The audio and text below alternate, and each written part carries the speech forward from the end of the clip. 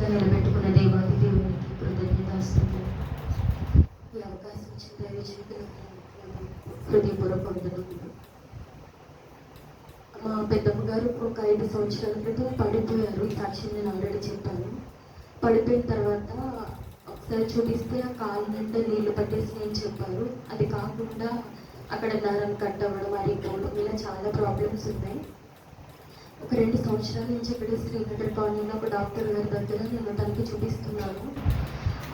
రేపు అవ్వచ్చు, ఈరోజు అవ్వచ్చు, ఎప్పుడు పడిపోతుందో తెలియదు, తన కాళ్ళు పడిపోతాయని చెప్పారు. దేవుడు 2 సంవత్సరాల నుంచి మెడిసిన్ ద్వారా తను బ్రతికిస్తూ వచ్చారు. మొత్తానికి నడవలేకపోతుంది. నేను ఒకసారి ఆలోచించాను, తను వాష్రూమ్ కూడా ఎలా వెళ్తుందని. నేను ఆలోచించేసరికి తను మొత్తం నడవలేక కాలు వెనక్కు కూడా పెట్టుకోలేకపోతుంది. కొంచెం బాధ అనిపించి దేవుడికి ప్రార్థించి హాస్పిటల్కి తీసుకెళ్ళాను.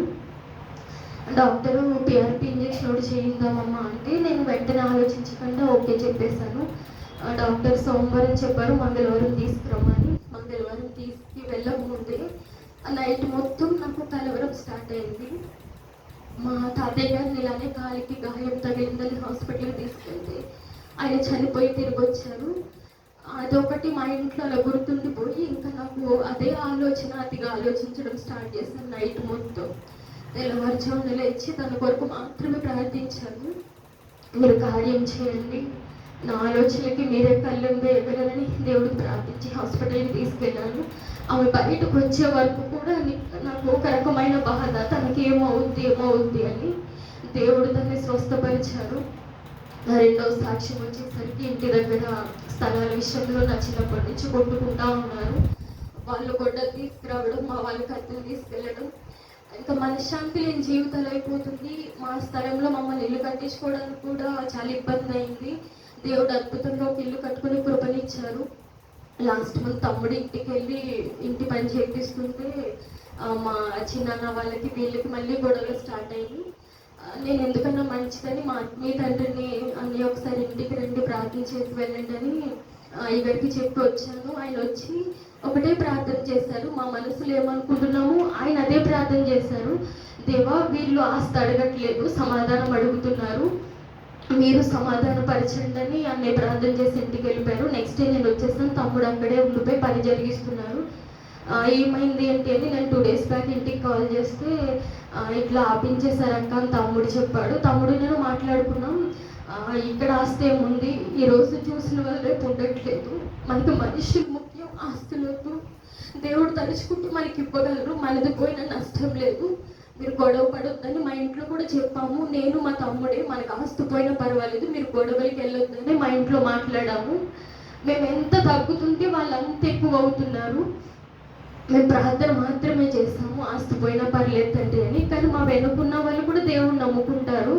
ఈ సైన్యం అది ఇది అనేసరికి మా ఇంట్లో వాళ్ళేమో వాళ్ళు ఈ సైన్యం నుంచి నడవరంట, మనం ఎందుకు నడవాలనేది. నేను మా ఇంట్లో ఒక్కటే చెప్పాను, ఆస్తి గొడవలు వద్దు, ఇక్కడ మనం పోగొట్టుకున్నా పర్లేదు, మనం ఎక్కడ సంపాదించుకోవాలి అక్కడే సంపాదించుకుందాం. ఆయన దేవుడికి తెలియదా, దేవుడికి ఇవ్వాలంటే క్షణం పట్టదు. కానీ ఆయన ఎందుకు ఆలోచిస్తున్నారు, ఆయన ఏం చేసినా మన కొరికి, పోతే పోనీ ఆస్తి పోయినా పర్వాలేదు అని మేము ప్రార్థన చేస్తాము. దేవుడు సమాధానపరిచి వారికి మాకు కూడా అన్యాయం జరగకుండా దేవుడు కార్యం జరిగించారు. మరొక సాక్ష్యం ఏంటంటే, ప్రశాంతాన్ని ఎప్పుడు ఇట్లా సాక్ష్యాల సమయాల్లో ఒక మాట చెప్తా ఉంటారు, దేవుడు చేసిన కార్యాలను మీరు మర్చిపోకూడదు, ఎప్పుడు చెప్తూ ఉండాలని. నేను లాస్ట్ ఇయర్ చెప్పాల్సిన సాక్ష్యం ఇది. లాస్ట్ ఇయర్ మార్చిలో మేము అనుకున్నాము ఆగస్టులో నా పెళ్ళని. ఆయనకి మార్చిలో ఒక యాక్సిడెంట్ అయ్యి కుడిచి వేలు మొత్తం విరిగిపోయిన తర్వాత ఇంకా మేము పెళ్ళి నెక్స్ట్ ఇయర్ చేసుకుందామని ఆగిపోయాము. అప్పుడు నేనేమనుకున్నా అంటే, నేను కొన్ని పనులకి దేవా మీరు కార్యం చేయండి, నేను సాక్ష్యం చెప్పుకుంటానని నేను ఎప్పుడు అనుకుంటాను. ఆయనకి స్వస్థత వచ్చింది కదా, నేను నాకు నేనే దేవుడికి స్తుతించాను తప్ప సాక్ష్యం చెప్పలేదు. అంటే నేను అనుకోలేదు కదా సాక్ష్యం చెప్పాలని వదిలేస్తాను. అయిపోయిన తర్వాత లాస్ట్ ఇయర్ ఏ రోజైతే యాక్సిడెంట్ అయిందో మొన్న మార్చిలో మళ్ళీ ఆయనకి కొంచెం దెబ్బ తాకడం జరిగింది. దేవా నన్ను క్షమించండి, నేను అనుకోకపోయినా మీరు చేసిన కార్యాన్ని నేను చెప్పాలి, కానీ చెప్పలేదు, నన్ను క్షమించండి, నేను సాక్ష్యం చెప్తాను అనుకున్నాను. ఆయన చేసిన కార్యంను బట్టి స్తుతి. ఇంకొక విషయం ఏంటంటే, కొన్ని రోజులుగా నేను కొన్ని పరిస్థితుల్లో చాలా నలిగిపోతున్నాను, ఆత్మీయంగా శరీరంగా కూడా. ఎవరికి చెప్పుకోలేము. కొంతమంది అనుకుంటారు, ఈ అమ్మాయికి ఏంటి బాధ ఇట్లా అని. నా దేవుడికి చెప్పి నేను కుమిలిపోతున్నాను. మీరు తప్ప నన్ను ఎవరు అర్థం చేసుకోలేరు.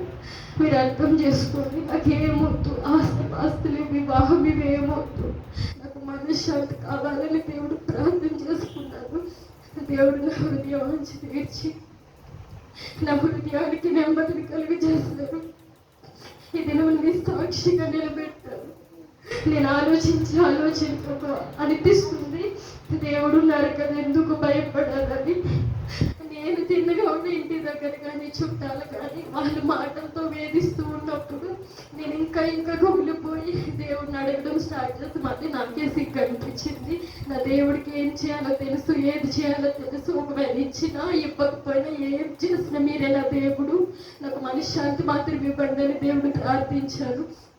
ఆయన కార్యం చేసి దీన్ని ఆయన సాక్షిగా నిలబెట్టారు. ఈ సాక్ష్యం దేవుడు దీవించును గాక.